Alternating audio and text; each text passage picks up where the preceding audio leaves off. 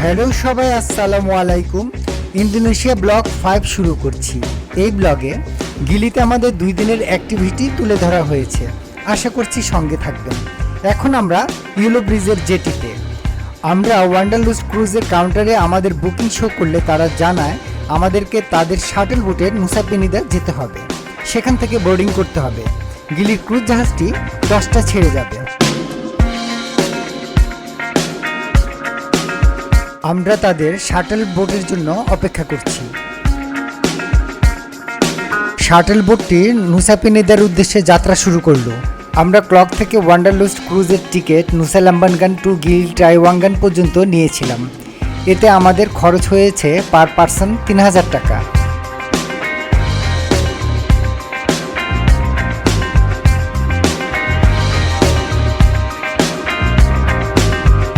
প্রায় 20 মিনিট যাত্রা শেষে পৌঁছে গেলাম নুসা পেনিদা। আমরা এখন ক্রুজ জাহাজের অফিসে গিয়ে বোর্ডিং পাস নিব।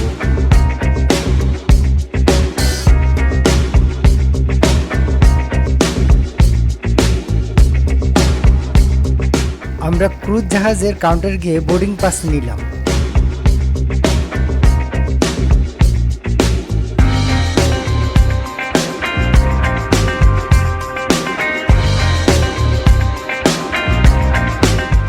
এখন আমরা জাহাজে উঠব। নুসা পেনিদা থেকে গিলি টায়াঙ্গান পর্যন্ত আমাদের যাত্রাটি প্রায় 3 ঘন্টার মতো সময় নেবে। জাহাজের রুফটপে বসার ব্যবস্থা আছে, কিন্তু এখানে সাধারণত বিদেশি পর্যটকরা স্বাচ্ছন্দ্য বোধ করেন। তারা সূর্যের তপ্ত রোদে অভ্যস্ত। নুসা পেনিদা থেকে গিলি টায়াঙ্গান পর্যন্ত ক্রুজ ভ্রমণ বালির দ্বীপপুঞ্জের ফিরোজা কালারের পানি একটি অত্যাশ্চর্য অভিজ্ঞতা প্রদান করে। নুসা পেনিদা থেকে শুরু করে এর নাটকীয় ক্লিফ এবং প্রাণবন্ত সামুদ্রিক জীবনের জন্য পরিচিত। এই যাত্রা আপনাকে মনোরম সমুদ্রের দৃশ্যের মধ্যে দিয়ে নিয়ে যাবে। জাহাজে আপনি বিশুদ্ধ সমুদ্রের বাতাস এবং সুন্দর দৃশ্য উপভোগ করতে পারবেন। পৌঁছে গেলাম গিলি টায়াঙ্গান হারবারে। ইন্দোনেশিয়ার লোম্বুকের উত্তর পশ্চিম উপকূলে অবস্থিত গিলি দ্বীপপুঞ্জের বৃহত্তম গিলি টায়াঙ্গান একটি প্রাণবন্ত গন্তব্য। তার সুন্দর সৈকত এবং প্রাণবন্ত পরিবেশের জন্য পরিচিত। এটি স্নরকেলিং, ড্রাইভিং এবং সাঁতারের জন্য একটি জনপ্রিয় স্থান হিসেবে গড়ে উঠেছে। গিলি আইল্যান্ডের প্রবেশের মুখে আমাদেরকে 20,000 ইন্দোনেশিয়ান রুপি পর্যটন ট্যাক্স দিতে হয়েছে। গিলি টায়াঙ্গান তার গাড়িমুক্ত পরিবেশের জন্য বিখ্যাত। প্রধানত সাইকেল বা ঘোড়ার টানা গাড়ির মাধ্যমে যাতায়াত করে। হারবার থেকে আমাদের হোটেলের দূরত্ব 700 মিটার, কিন্তু ঘোড়ার গাড়ি ভাড়া চাচ্ছে বাংলাদেশি টাকায় 1200 টাকা। আমাদের 2টা ঘোড়ার গাড়ি লাগবে। এই অল্প দূরত্বের জন্য এত টাকা খরচ করার মানে হয় না, তাই আমরা হেঁটে যাওয়ার সিদ্ধান্ত নিই।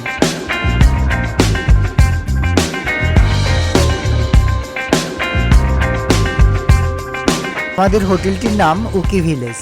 আমরা booking.com থেকে 2 দিনের জন্য হোটেলটি বুকিং দেই। হোটেলটি আমাদের কারো পছন্দ হয়নি, তাই আমরা হোটেল ম্যানেজারকে 1 দিন থাকবো বলে জানিয়ে দিই।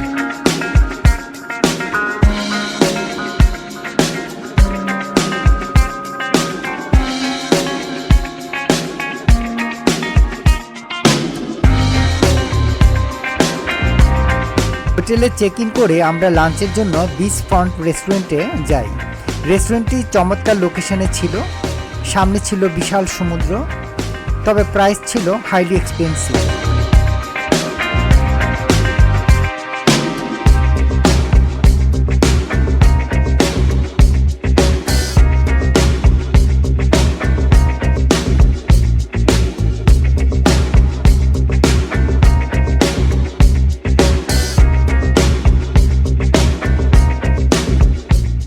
গিলিতে আপনি কোনো যান্ত্রিক গাড়ি দেখতে পাবেন না। এখানে ঘোড়ার গাড়ি ও সাইকেল একমাত্র ট্রান্সপোর্ট। আমরা রেন্টের জন্য কয়েকটা সাইকেল দেখেছি। সাইকেলে 24 আওয়ার্সের জন্য কন্ডিশন অনুযায়ী 100 থেকে 150 রুপিতে পাওয়া যায়।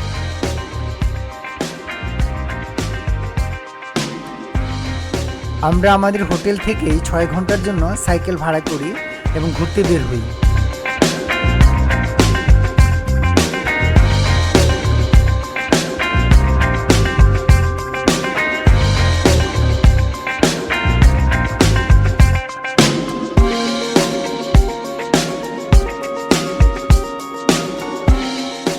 গিলিতে আজ আমাদের ডে 2। আজ 11টায় এই হোটেল থেকে চেক আউট করতে হবে। আমরা ব্রেকফাস্ট করে নিচ্ছি। ব্রেকফাস্ট ছিল কয়েকটা সিলেক্টেড আইটেম। যাই হোক, এই হোটেলের সার্ভিসও অত ভালো ছিল না। এদের রিভিউ যথেষ্ট ভালো ছিল, কিন্তু আমাদের ব্যাড লাক, আমাদের ভালো লাগেনি, তাই ছেড়ে দিতে হলো।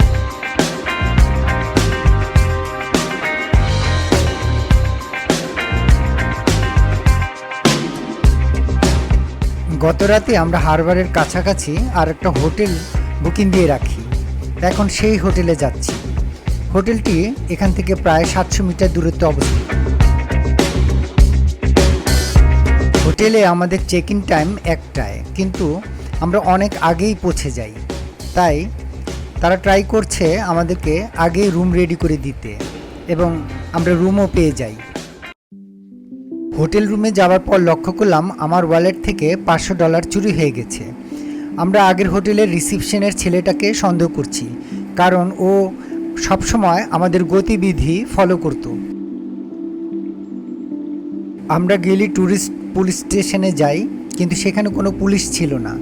কিছুক্ষণ পর একজন পুলিশ, যিনি ডিউটিরত ছিলেন না, তিনি বললেন, আপনারা প্রথমে হোটেলে গিয়ে ক্লেম করুন, এরপর আবার স্টেশনে এসে জানান। হোটেল মালিক যদি স্বেচ্ছায় সলভ করে তাহলে আমাদের আর লাগছে না। সেই অনুযায়ী আমরা হোটেলে যাবার সিদ্ধান্ত নেই।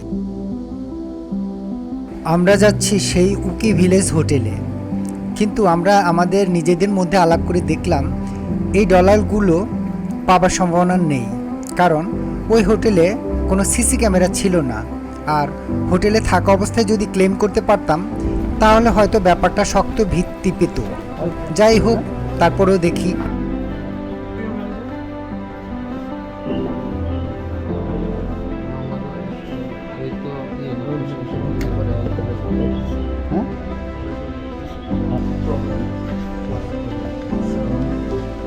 Last night, few of my friends came late, and they left their wallet in the room. And today, after today. So what by the shift of this morning? If what was yesterday? He didn't observe that time. He didn't observe. আমরা যা ধারণা করেছি hotel manager সেইভাবেই অভিযোগের feedback দিলেন। আর tourist police বললেন হোটেলের নামে লম্বুকে গিয়ে মামলা করতে। ট্যুরিস্ট পুলিশ এই ধরনের মামলা এখান থেকে নেন না। বিষয়টা নিয়ে সময় দিতে গেলে আমাদের ট্রিপের উপর এফেক্ট পড়ে। এমনিতেই আজকের দিনটা নষ্ট হয়ে গেল, তাই আমরা বাদ দিলাম। যাই হোক, এমন একটা ইনসিডেন্টের কারণে আজকের প্ল্যানগুলো মাটি হয়ে গেল। এখন প্রায় সন্ধ্যা, তাই আমরা সানসেট বিচ পয়েন্টে যাচ্ছি সানসেট দেখার জন্য।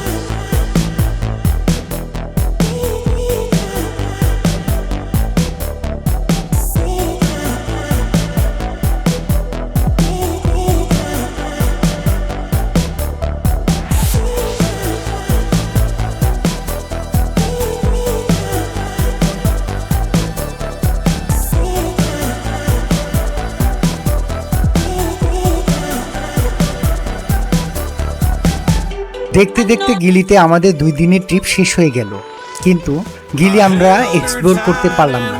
গিলি ট্রায়াঙ্গল ছোট্ট একটা চমৎকার দ্বীপ, যা খুবই সুন্দর এবং মনোরম।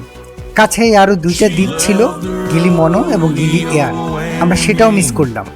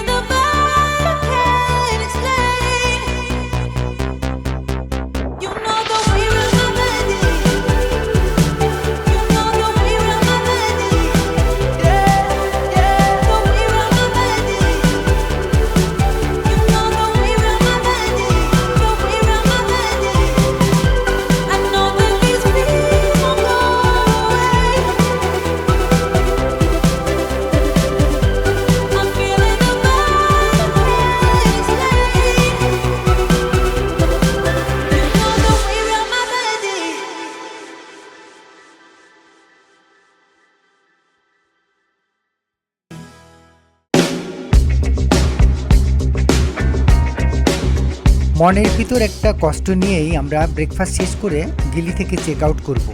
আমাদের পরবর্তী গন্তব্য লম্বুক।